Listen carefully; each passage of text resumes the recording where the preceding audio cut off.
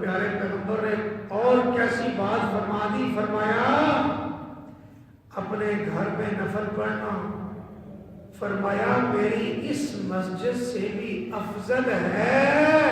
سبحان اللہ۔ کوئی نہیں سمجھ آئی؟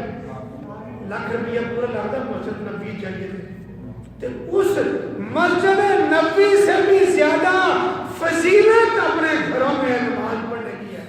سبحان اللہ۔ فرمایا جو گھر میں نفل نماز نہیں پڑھتا اس کا گھر قبرستان ہے،